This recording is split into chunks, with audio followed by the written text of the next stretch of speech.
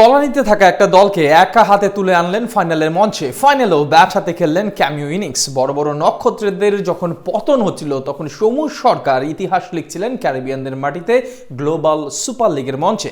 সৌম্যের সাথে ব্যাট হাতে রাজকীয় ইনিংস খেলেন আরেক ওপেনার স্টিভেন টেইলরও। দলকে পৌঁছে দেন পাহাড় সম রানের চূড়ায়। নানা নাটকীয়তার মাঝে ক্রিকেট ভিক্টোরিয়াসের বিপক্ষে কি শিরোপা উঁচিয়ে ধরতে পেরেছে রংপুর? লিখতে পেরেছে কি নতুন এক মহাকাব্য, নাকি বইতে হয়েছে হারের গ্লানি? জানবো report. Soumya Sarkar, the myth, the man of the Bangladesh cricket. হেলায় হারিয়ে যেতে বসা রত্নকে ফের ওপেনিংয়ে ফিরিয়ে আনলো রংপুর রাইডার্স। আস্থার প্রতিদানও ঠিকঠাকই দিলেন তিনি। একা হাতে দলকে তুললেন ফাইনালের মঞ্চে। ফাইনালেও ব্যাট হাতে খেললেন 5 ছক্কা 7 চারে 84 রানের ক্যামিও ইনিংস। একটা ম্যাচ, একটা স্টেটমেন্ট, যেটা জিততে পারলেই ইতিহাস উকি দিচ্ছিল রংপুর রাইডার্সের জন্য। প্রথমবারের মতো দেশের কোনো ফ্র্যাঞ্চাইজি হিসেবে আন্তর্জাতিক শিরোপা জিতবে তারা। কিন্তু সেই ম্যাচটা ঘিরে শুরু হয় নানা জল্পনা কল্পনা। ক্রিকেটার সংকটে ভুগতে থাকে দলটা, যদিও সবশেষ মুহূর্তে বিসিবির সহযোগিতায় ফাইনাল খেলতে পারে ফ্র্যাঞ্চাইজিটি। গ্লোবাল সুপার লিগে এদিন অস্ট্রেলিয়ার ভিক্টোরিয়ার বিপক্ষে টস জিতে আগে ব্যাট করার সিদ্ধান্ত নেয় রাইডার্স কাপ্তান নুরুল হাসান সোহান। ওপেনিংয়ে নেমে এদিন দারুণ শুরু করেন দুই ওপেনার সৌম্য সরকার আর স্টিভেন টেইলর। দুজন প্রথম দিকে কিছুটা ধীর গতির হলেও সময়ের সাথে সাথে হয়ে ওঠেন আক্রমণাত্মক। ষষ্ঠ ওভারে জ্যাকসন স্মিথকে পরপর 3টা বাউন্ডারি মারেন টেইলর। পাওয়ার প্লে শেষে রংপুরের স্কোরবোর্ডে জমা হয় বিনা উইকেটে 40।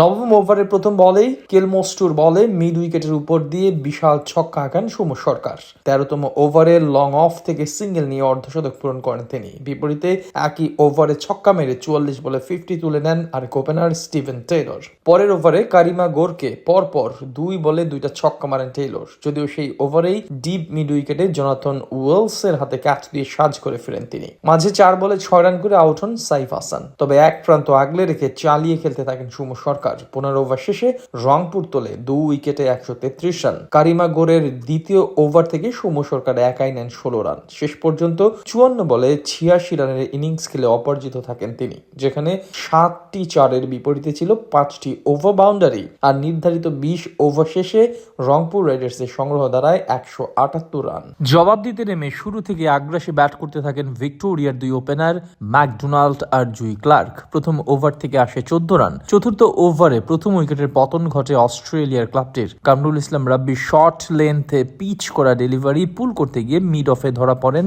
ম্যাকডোনাল্ড। তার ব্যাট থেকে আসে 15 বলে 16 রান। পাওয়ার প্লে শেষে তাদের সংগ্রহ দাঁড়ায় 1 উইকেটে 54 রান। অষ্টম ওভারে হারমিত সিং এর প্রথম শিকার হয়ে প্যাভিলিয়নে ফেরেন কৃষ্ণমূর্তি। ঠিক পরের ওভারেই ঋষাদের বলে আউট হন জোনাথন ওয়েলস।